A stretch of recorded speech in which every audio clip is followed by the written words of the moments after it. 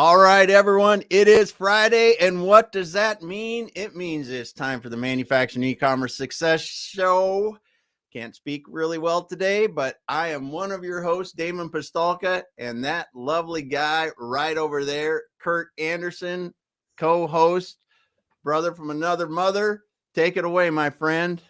Damon, dude, happy Friday. How was your week? Did you have a good week? Yes, I did. 1 out of 10. What was it? I have good weeks. You like solid. I have good weeks. Really, the weather was nice this week, and I got to go out and walk a few miles almost every day, including my other workout. It was just a great week for me. Great week. Business is always, you get to talk to interesting people. It's a great week. It's just a great glory. What a blessed week. It's just amazing. We're already in March, and man, I am just honored, privileged. It's gonna be fun. So excited to introduce my dear friend. It's Scott going. It's gonna be great. Happy Friday, Scott Dawson. How are you? I'm great. Good to see both of you. Thrilled to be part of the show today. It's exciting.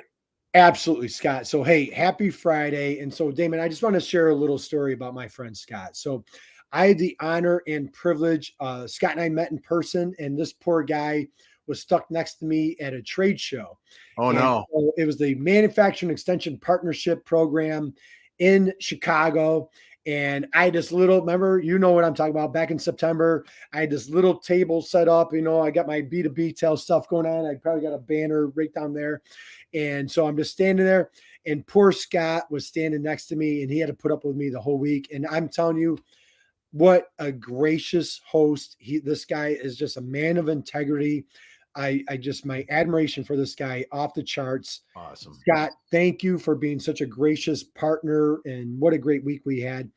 I want to talk about core business solutions and your entrepreneurial journey and just all sorts of things. But before we go there, I have a question for you, Scott. All righty. Yep. Young boy growing up, and I know you're in Pennsylvania, but if I'm not mistaken, I think your roots go back to Colorado. Do I have that correct? You're from Colorado.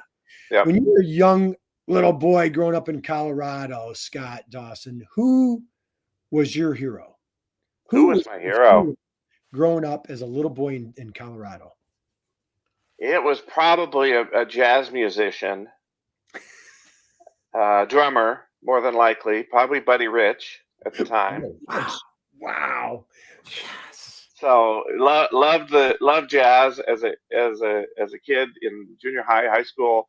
Was the jazz drummer. Made a lot of noise, had a lot of fun.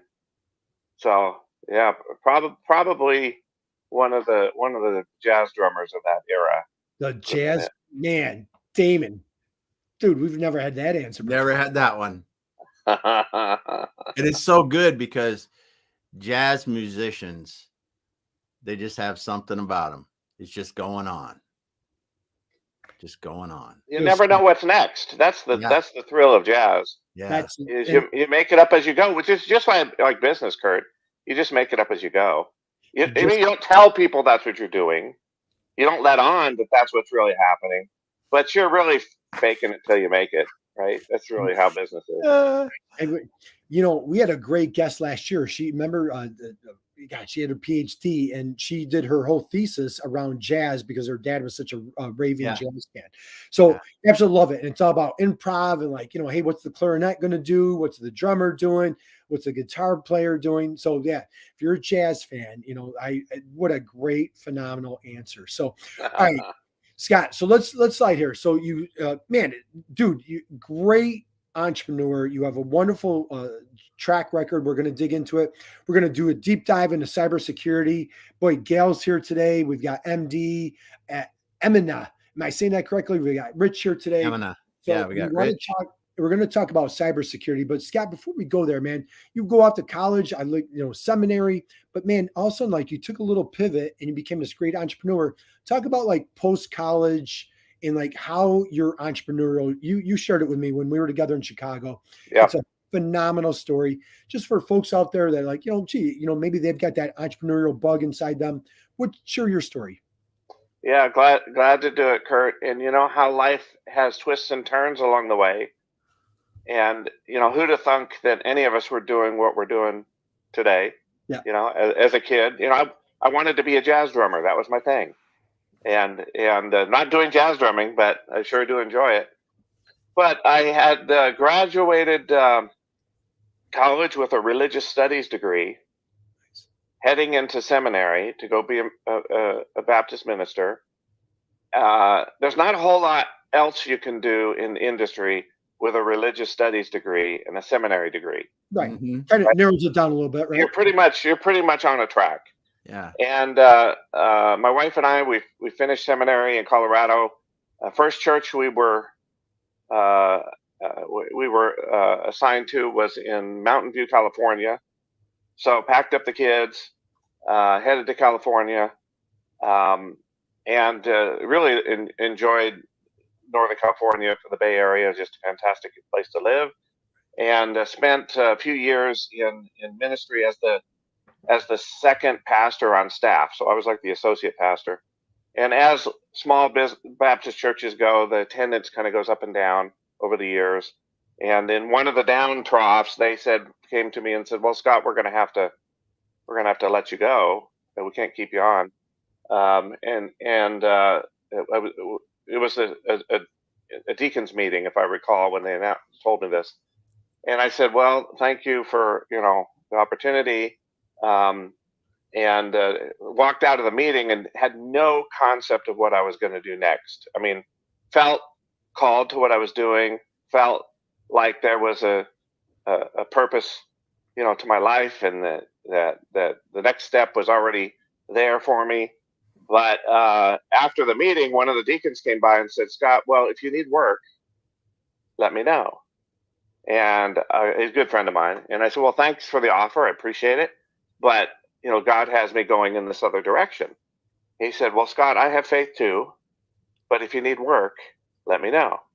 So it was like down to earth, Yeah, the man of the earth here, very practical. And I had put him off, and then 3 weeks later, when the paychecks weren't coming in, yeah, I called him back and said, "What were you saying about work?"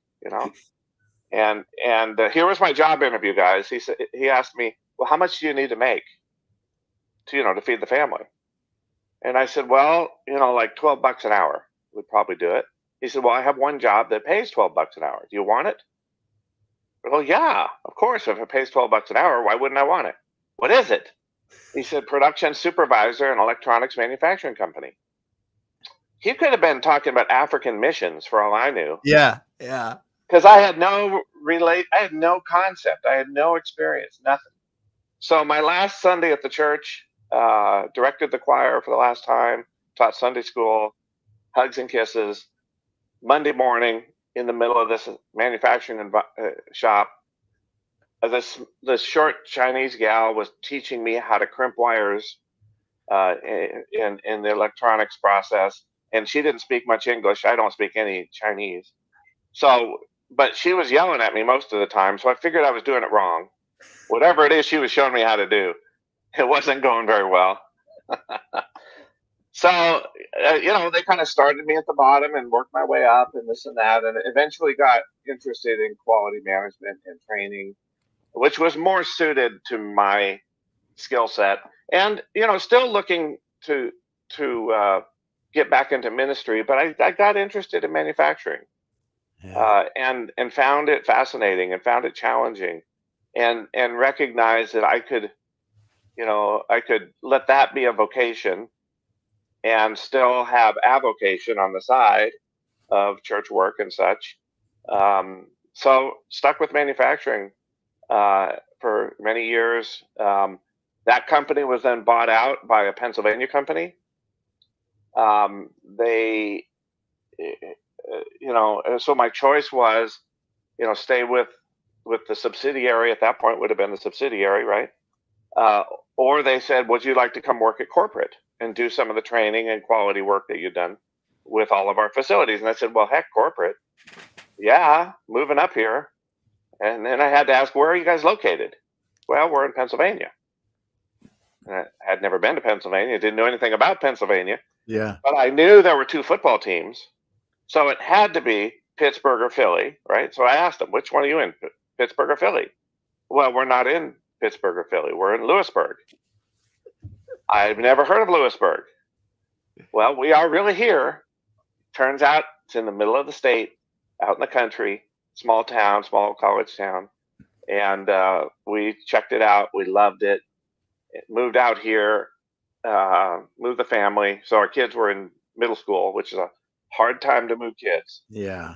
Across the country, right? Yeah. From the Bay Area, where every language in the world is spoken, every food in the world is eaten, okay, to central Pennsylvania, where there's like 3 last names.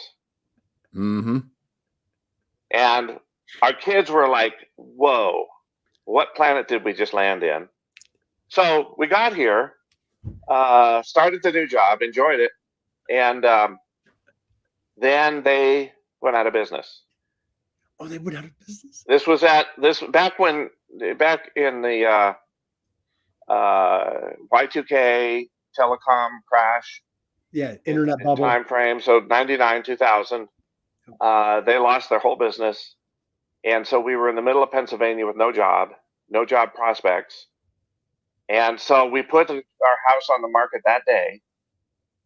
But so did all the other professionals from the same company. And in this little town, real estate doesn't move too quick. So we were here. We were rooted. And I got a couple of consulting gigs with some people I had met, one in New Jersey, one in Texas. Started commuting to New Jersey and Texas for this work. Sort of like the work from a consulting point of view. The travel, the commute really sucked. The work was great. But that Christmas, my older brother and I were sitting at my mother's kitchen table, and I was in a bad mood because I'd lost my job and trying to figure things out and all this. And so I was grumbling about corporate America and how terrible every boss in the world is. And they are just a bunch of idiots, whoever they are, right? They really screwed it up. They messed it up a lot. And then my brother was working at a large corporate job, engineering job, and he didn't like his work either. And they were there too. They were screwing up his life too. So we were two brothers grumbling, and we said, why don't we do something together? We could do it better than they do. So what would we do? I don't know. How do you take a former Baptist minister turned quality manager turned consultant with an aerospace engineer who wants to be a programmer? How do you mush that into something that two brothers could do? And so we had this idea that we could automate all the paperwork for quality management, ISO 9001 primarily, which was what I'd learned in California.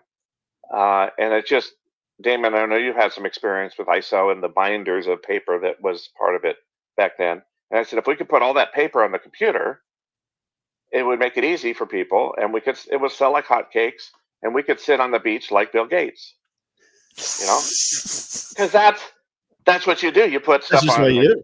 It's what you do, and then it takes off, and you go sit on the beach. It's great. I'm still trying to get to the beach. I'm still trying to get there. But Mike started working in the evenings, weekends on what is now our core platform. It's our software platform. And I started showing it to the few customers that I had, and they gave us some feedback. We kind of worked it. We gave it away for free at the beginning. Mm-hmm. And then it turned into what we call a services-led software company. Services-led meaning that we work as a consultant with the client. Mm-hmm. And then as we do, they get familiar with our software. And when we're done, hopefully they sign up to use the software and some more consulting and things like that. So it's a great business to be in. Because we're in central Pennsylvania, we also had to figure out how do we do the consulting without the travel? Because travel is basically evil. I mean, it's just an evil part of life, unless you're doing it for fun. But work travel, not so much fun. So we started to figure out, first we were doing some consulting over the telephone. And then I think we heard about this thing called WebEx. and we started doing some video things, and just started trying to figure out how do we reach people in a different way, using technology to bring our experience and bring the help we can bring to people who need the help. And then by doing it that way, it's less expensive because you don't have all the travel time and all that. And so we really carved out this niche where, you know, we provide more of a service, an online service, coaching approach type of thing, and not a full consulting engagement. So we kind of position ourselves as an alternative to hiring a consultant, even though we are consultants. So over the years, this is what, 23 years later, got ourselves into other, you know, avenues of, or other aspects of compliance, because customers asked us, can you help in this area or that area? And so now we have 60 employees in the company at this point, continue to grow, and continue to a lot of customers stay with us for years and years. They find it very helpful, both the software and the extra help, consulting and such.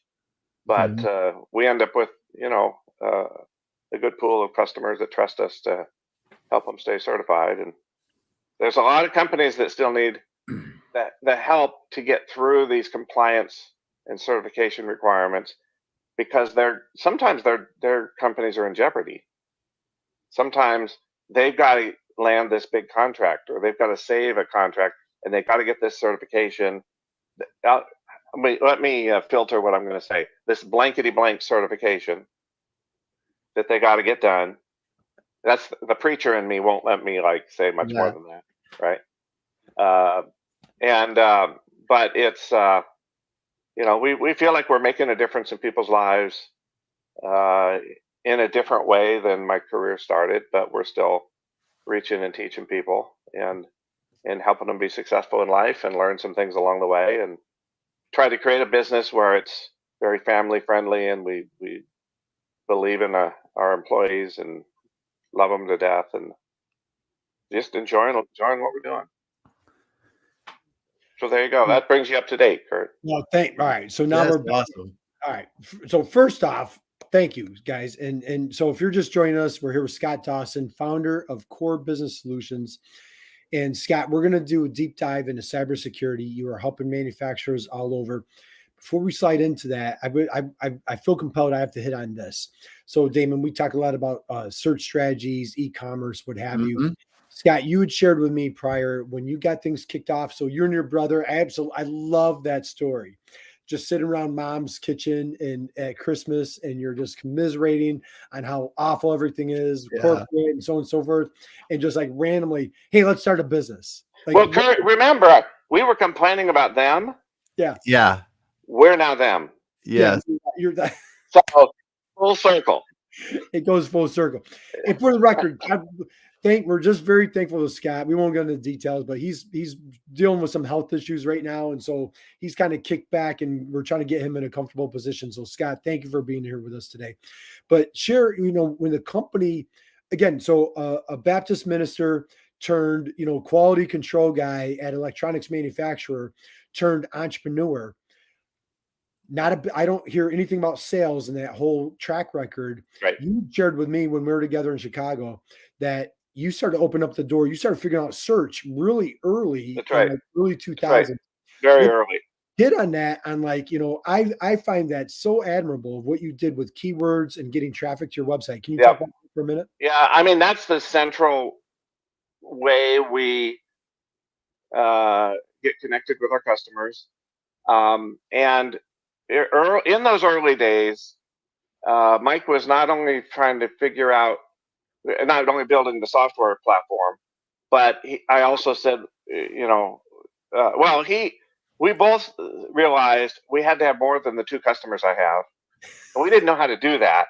Yeah. So he started doing some research and such, and he came to me one day early on. This had to be in 2000, and he said, "Well, there's this new thing out called Google." And I said, "What in the world are you talking about, Google?" He said, "Oh yeah, this is going to be the future of the world. It's all going to be here." And I said, first of all, it's a silly name. I'm just on record. It'll never last because the name is so bad. And you go to their page, and it's a big white screen with the box in the middle. So this isn't impressive. I mean, who did this? I could do that, a white box in the middle of a screen. Yeah. He said, well, type something in the box. And then this list came up. And I didn't know what it was a list of. It was just a list of what? These different topics and things. And Mike said, well, we're going to be on the list. And then people will find us, and they'll call, and we'll help them. It'll be great. And I said, I really don't understand how this works, but if you think it's going to work, let's start working on it. He said, well, first, we need a website. Okay, well, let's do one of those. So we cobbled together a website. It wasn't impressive at all. And then Mike started to figure out how to get us on the list and all the tricks, the tricks that you have to go through, keywords and such. The phone started ringing, which was nice. And then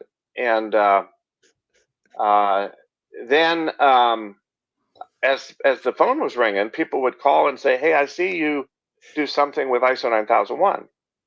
I said, yeah, we sell a software that helps you with ISO 9001, and it helps keep you certified and keeps your documents and such.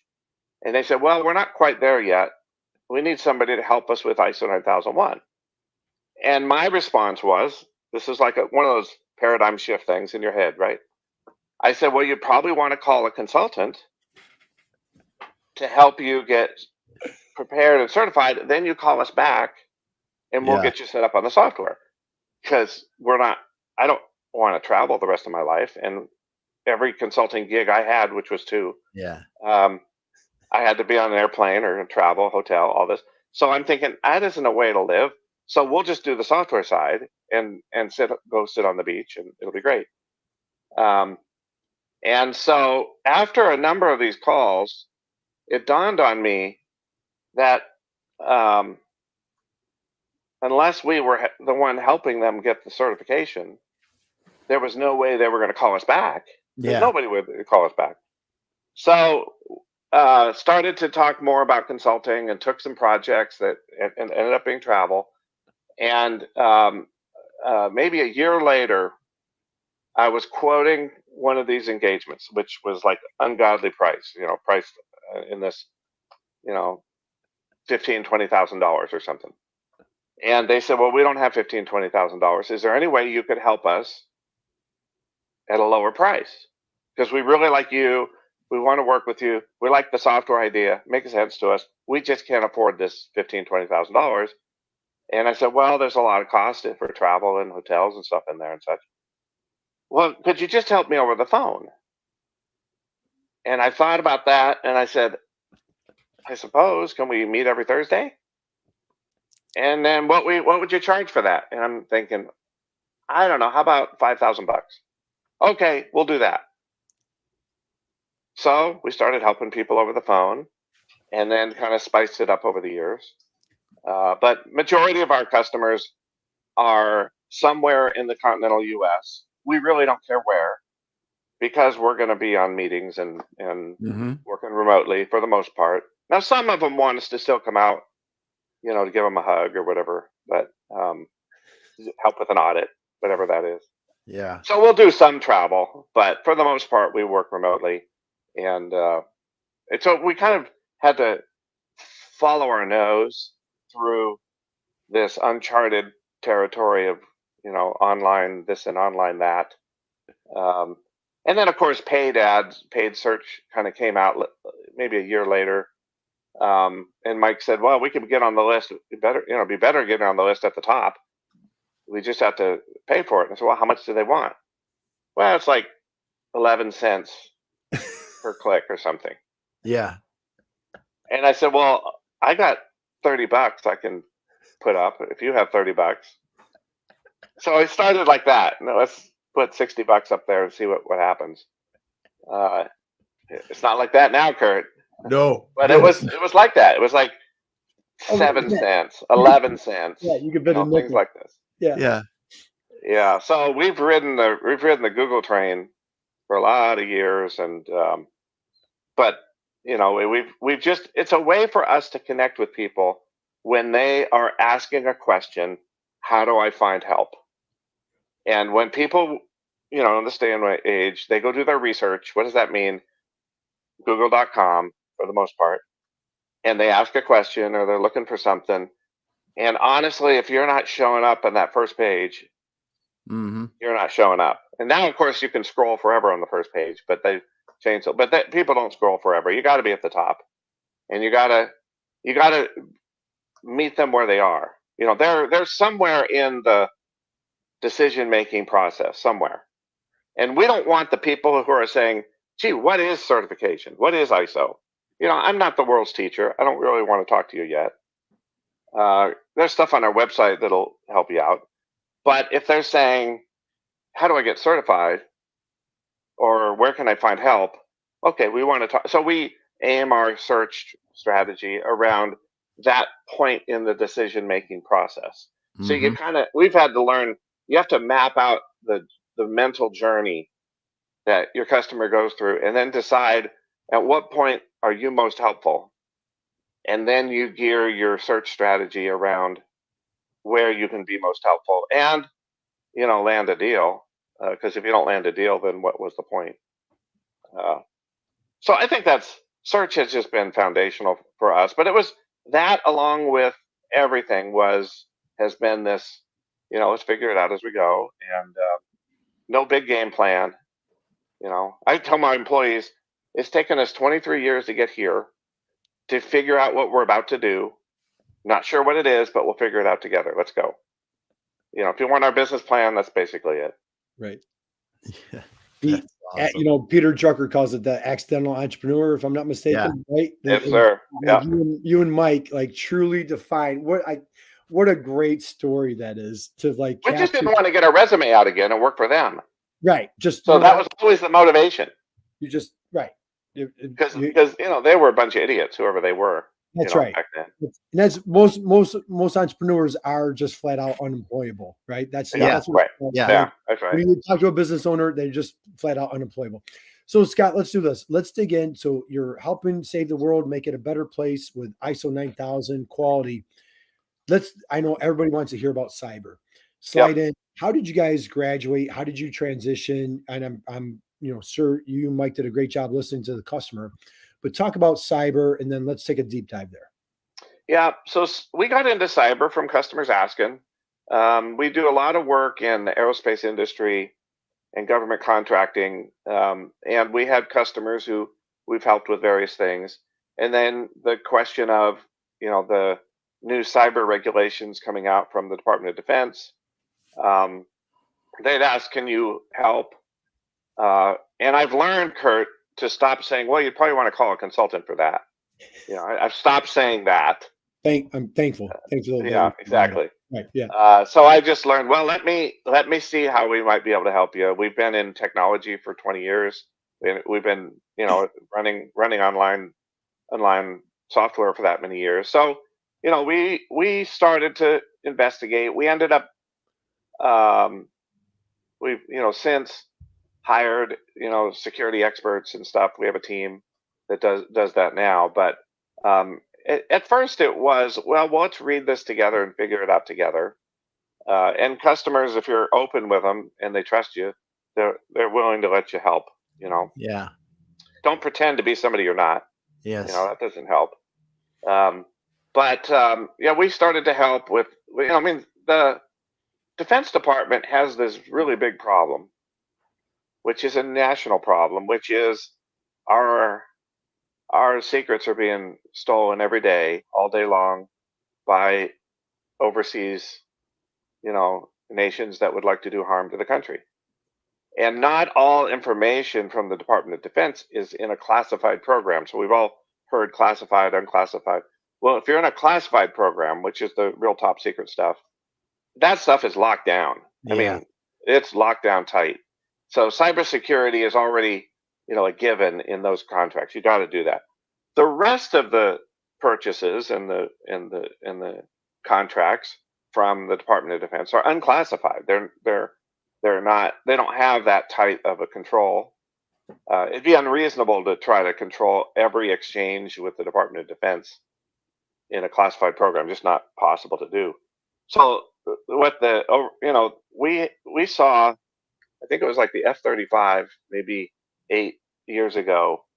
The Chinese came out with a duplicate of that aircraft within 2 years of us launching that new weapon system. Okay, not a coincidence.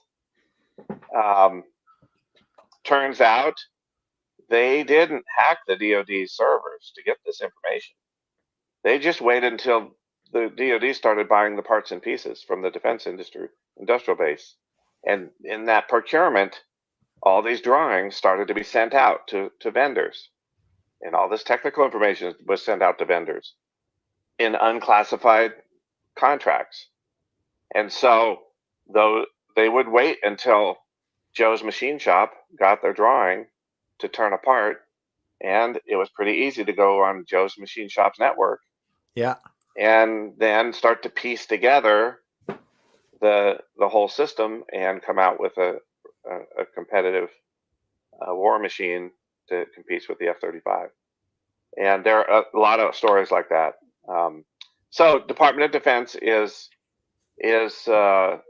rolling out cybersecurity requirements for all defense contractors and subcontractors, over 300,000 companies in the U.S.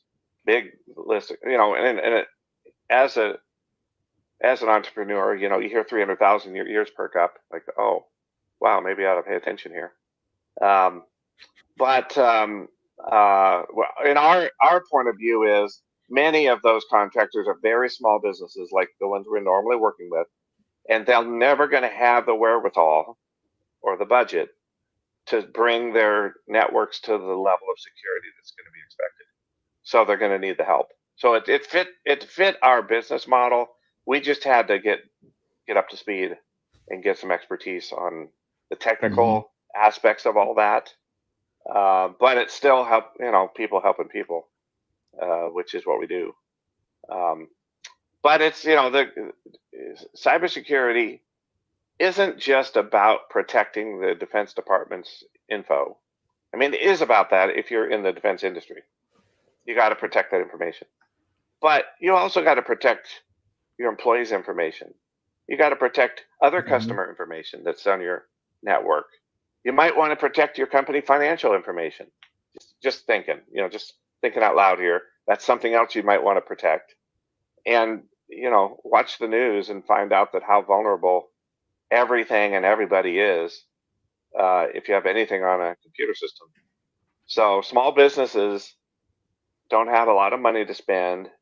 They tend to not have IT experts. A lot of times it's the boss's nephew on Saturdays coming into work to make sure Outlook's working. Yeah. That's their IT guy. Yeah. So they need help and they don't know where to start. And if you're in the defense industry, you could lose some big contracts if you don't get with it. So it's complicated. Whether or not you're in the defense industry, it's a priority, it's a risk, but it's hard to say, hey, I'm going to spend all this money. It's a risk. I understand that, but maybe we're too small. Maybe we're going to get lucky. Maybe we're not going to be a target. But hope is not a plan. Yeah. I mean, it's not. If that's your plan, then, well, I hope nobody loses a finger on my shop floor tomorrow. Well, you'd never treat safety that way, right? You'd never say, well, we're just going to hope that lathe over there doesn't, rip an arm off. No, you're going to put the safety guards up, and you're going to do training, and you're going to do the right thing by your employees to protect them. It's just a different way to look at protection. But the problem with cybersecurity is it's not visible. It's invisible. Yeah. You don't see it. Safety problems in your shop, you see. You walk up, you see it. There's a spill on the floor. Somebody's going to kill themselves. Somebody clean that up, But if your firewall settings aren't right, Maybe the nephew is going to see it on Saturday. Maybe he's not. Yeah. But nobody walks by and goes, "Oh, somebody clean that up. Somebody's going to get hurt." Because the boss of these companies typically don't know much about the technology. Mm-hmm. Now, if you're in a technical company, maybe it's different. But if you're in manufacturing, typically, that's not where your IT experts are, is running the company. So it's hard to make it a priority. It's hard to see the problem. And now it's going to be hard to keep defense contracts if you don't do something about it. So it's a tough spot. People are in a tough spot right now. So, Scott, what are you seeing as I would say, like some of the most common culprits or challenges? And I guess part two of that question: what are some of the easiest potential fixes or everyday things that people are just ignoring? Where if they, like, is there any little steps that they could be taking to protect themselves? So, yeah, number one threat is email. Yep. Number one threat. And it's not like, hey, I'm in Africa and I have a fund that has your name on it. Click this and contact me and I'll get you your money. A few years ago, we'd get those emails and go, "Oh, that's bogus," right? We all recognize that as bogus. Well, today, emails are sent to my employees from me, saying, "Hey, this is Scott. I didn't write down that account number from our meeting this morning. Can you send it back over to me? Or I forgot there's this bill we need to pay. Here's a link. Can you make sure the bill gets paid?" And they impersonate me. Yeah. And they know my employees, and they format the emails exactly the way I would format my emails. This is all automated. The underworld of cyber attackers is big business. It's not just hackers in the basement anymore. It's big business. Overseas, there are office buildings, 3-4 stories high, where these cyber criminal organizations sit. They advertise for local engineers to work for them. They have an HR department and an accounting department. They probably have a break room where you can get snacks. And it works like a business. And when they hire engineers, a lot of them out of school or whatever, they don't tell them what they're doing. It's all very compartmentalized. But they bring deep pocket resources to find the scams that will work. And they're always coming up with new kinds of scams, like impersonating the boss or whatever. Yeah. But Kurt, absolutely, email scams are number one. Some of them are obvious, and you go, "Oh, that's junk coming through that way." Some of them, you got to stop and think because you're not sure, Yeah. So getting your employees up to speed and having good filters and things like that around emails got to be number one. So we're going to talk about the MEPs here real quick. And I received an email from one of our mutual friends at an MEP, and I'm clicking it. I'm like, God, I don't know why he sent that. And I couldn't figure it out. I sent him a note. I'm like, "Hey dude," I'm like, "I got this note from you. What's going on?" He's like, "Oh yeah, I got spammed. Somebody got hacked." Yeah. And I'm like, I totally bought it, How do we prevent that, Scott? Are there simple steps? Are there red flags? Like, how can we prevent those? Well, it's got to be getting employees to scrutinize their go more than just like immediately, because we all want to clean up our email, right? Click, clean it, go through the email quickly. But you gotta learn how to stop and think about things. And there, certain telltale signs, I guess, to watch for. What we do is we have a training system. It's somebody's service that we bought, and they send out training every month on different ways to protect yourself as an employee. And then they have this spam or phishing, called phishing test, where they send fake emails. I mean, this is legit like test. So it's not a real fake email. It's a good fake email. I don't know if there's such a thing. But they'll send out these emails to try to trick our employees to see if they learned what was in the training last month, things like that. And if you click on one of those, then you get this message that said, hey, that wasn't legit. Here's a link to the bonus training that you get to take. Yeah. On refresher, because that wasn't so. Which I've seen most of the bonus training myself, because sometimes I don't pay attention, and sometimes I click on things and I go, oh no, and then we shame everybody in the meetings and whatever. Hey, you clicked on it. But it's changed. It's changed our point of view on what emails we should be opening, which ones we shouldn't. We're a little more thoughtful about it. We do a lot of, we use Teams a lot in office, so we have chat. Yep. So we've taught ourselves, if in doubt, send a chat message and say, hey Damon, did you send me a note on thus and so? And then, oh yeah, that's for me. Okay, great. And then we move on. So we've learned to double check things and that. But I think, Kurt, that's a real world way to address problems, is to provide good training, and then you got to test people not to catch them. You're not trying to catch them doing something, but you're trying to reinforce new habits.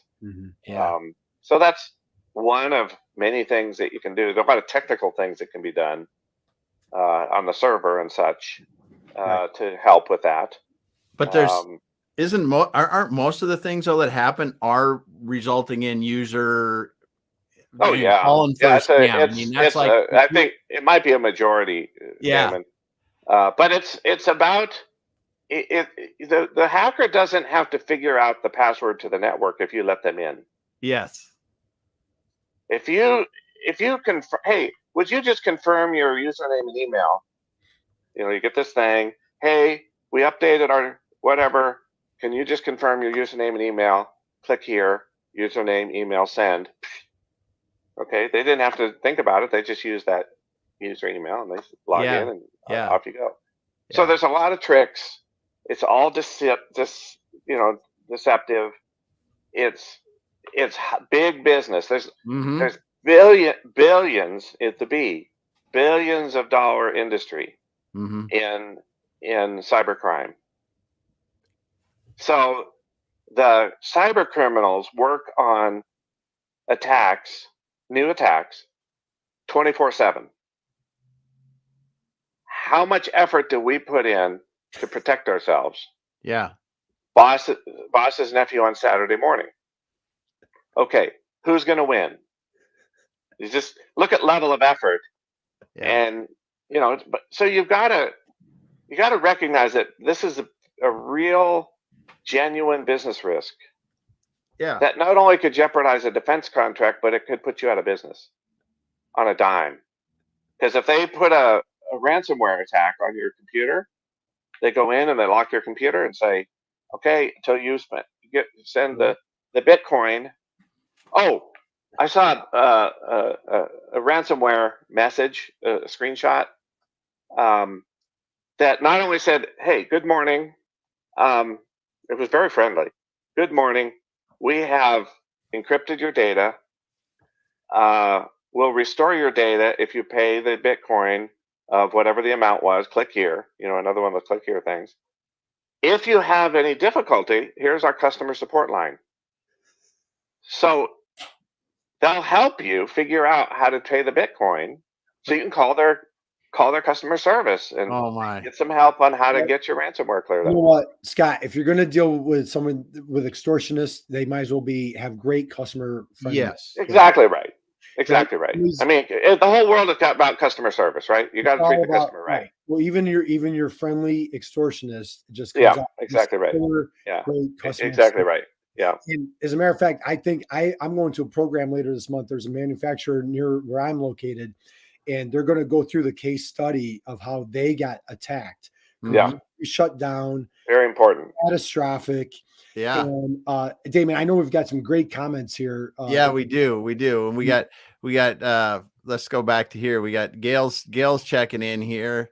And let me Hey, Gail. Happy Friday. I got my mouse is going nuts here. But yeah, Gail's here today. Big business for sure. Yeah, she's saying using password things and not using public Wi-Fi. Yeah, that's another one. Yeah, that's another one. Absolutely right. Public Wi-Fi, they can spoof the Wi-Fi, so that you can go to Joe's. I don't know why I'm picking on Joe today, but Joe's Machine Shop and now Joe's Coffee Shop. You're in Joe's Coffee Shop, and you go and there's a network that says Joe's Public Wi-Fi, and you're looking at it and that must be the local Wi-Fi for the coffee shop, but it's not. It's so and so across the room on a laptop that has created a hotspot, called it Joe's Coffee Shop, waiting for other people in the shop to just log into it, and now guess what? They have access. You just handed over the keys to the kingdom right there. Scott, how do you defend yourself? So if you're at an airport, you're traveling, you're in public, coffee shop, smoothie shop, like how do you protect yourself? Yeah, you gotta get with your IT group and get a VPN, virtual private network set up, which is basically an encrypted path or connection to either the internet or your network or whatever. But your IT folks can set you up with a secure way to log in when you're working remotely. Don't just use the hotel Wi-Fi or the airport Wi-Fi or the coffee shop Wi-Fi, because you don't know if there isn't somebody who's techno smart trying to sniff out people who are going to give away the keys. Right. Is it a better step to use your hotspot on your cell phone? That's better, sure. Not great, but better. Because you know which connection it is, right? You know it's your phone because you know the name of it and such. Yeah. That would be better than Joe's Coffee Shop connection. Wow. Certainly. Once again, some great comments here. Damon, so Rich, I want to go back to Rich a while ago. We were talking about heroes, his dad and Stuart Copeland. That's a great hero, right? And I saw Whitney was here today. Whitney, happy Friday. Man, Nicole Donnelly, I was on with Nicole earlier today. And again, Gal, miss you dearly, my friend. Great to have you here today. Yeah. So guys, we're here with Scott Dawson, president of Core Business Solutions. Damon, what do you got? Well, and you talked about size of business briefly, Scott, and we've had in the past few years 2 clients and myself tried to get hacked in different ways. And these aren't huge companies, like you said.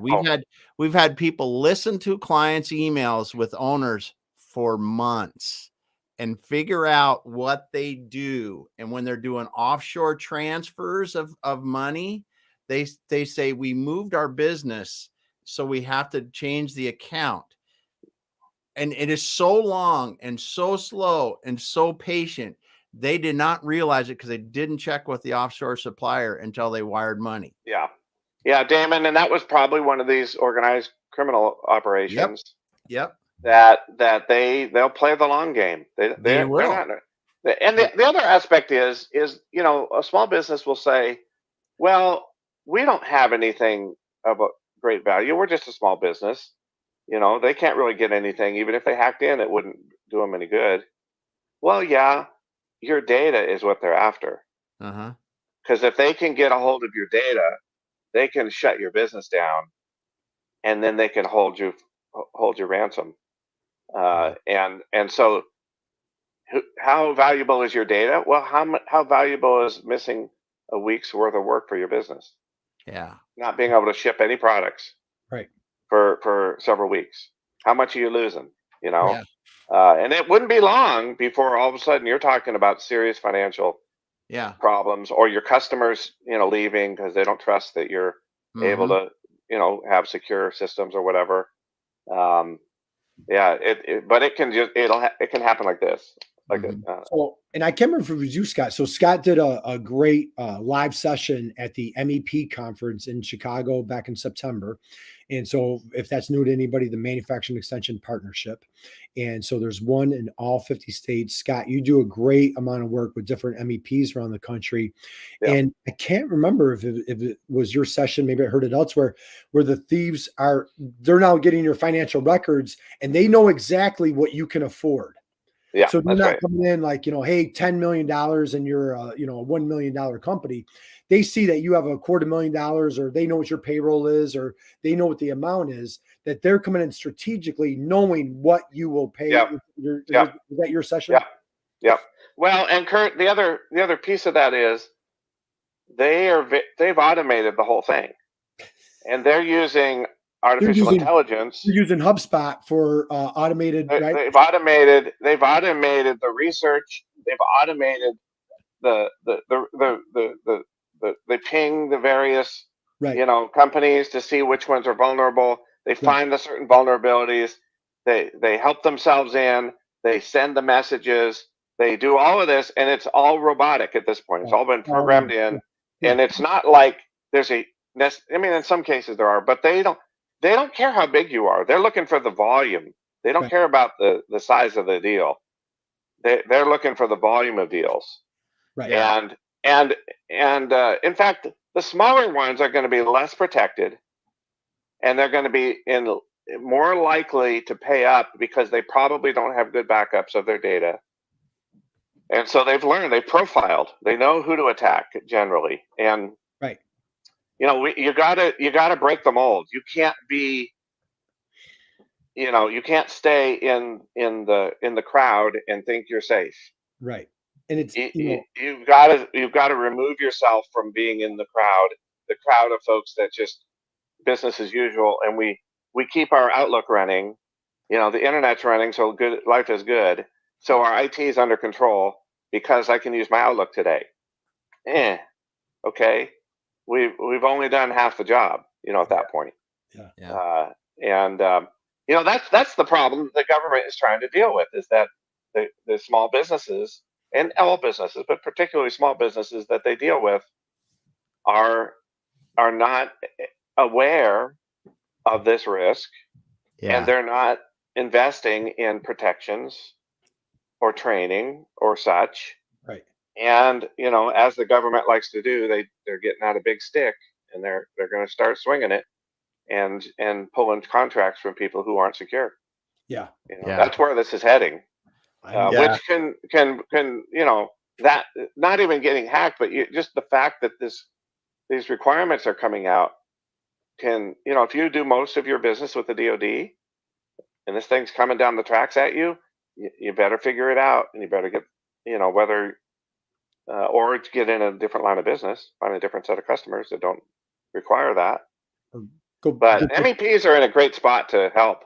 Right. Because they have these relationships with these companies, and they may not have the depth of cybersecurity experts to help, but they can definitely spot the companies that need the help and connect them with resources, like Core Business Solutions or whatever. I like Nicole's comment here. Yeah. Okay, I'm terrified.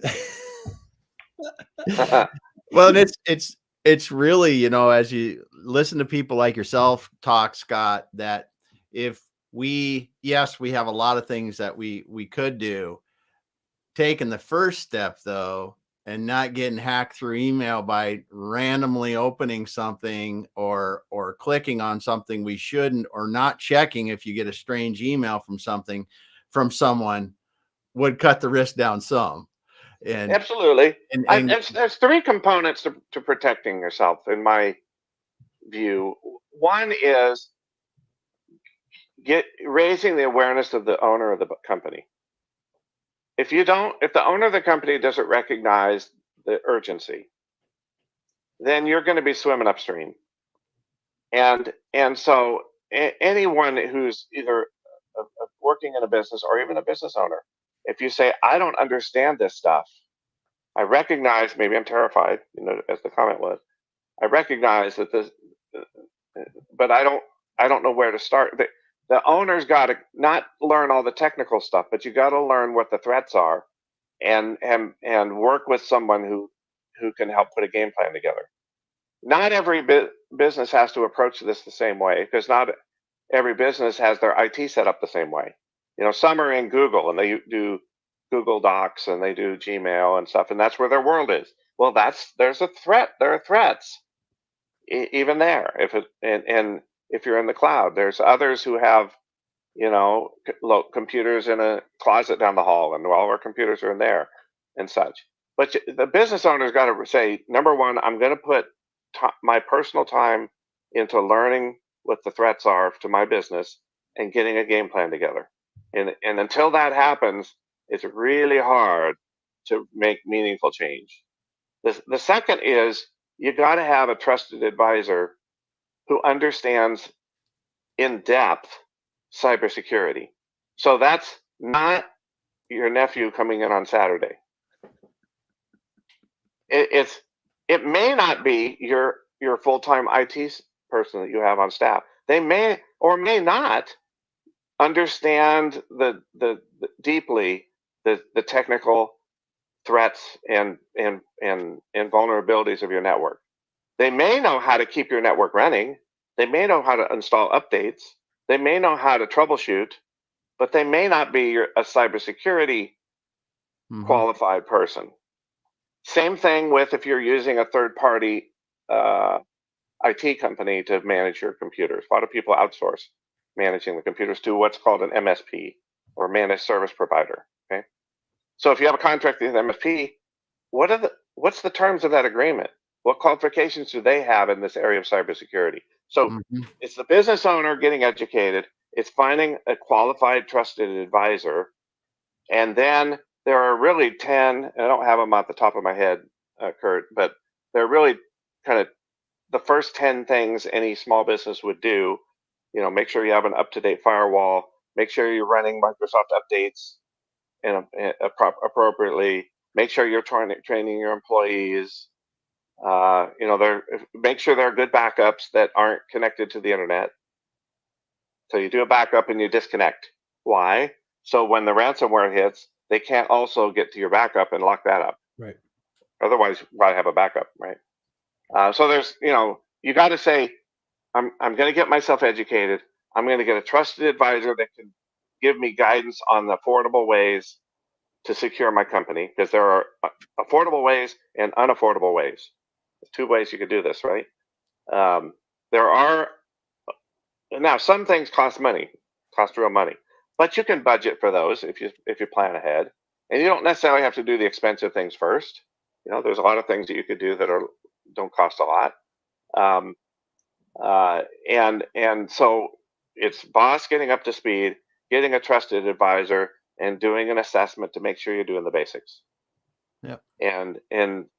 So I didn't say anything technical in what I just said. Right. I think there's a business decision to be made before there's a technical decision to be made. Some people start with the technical.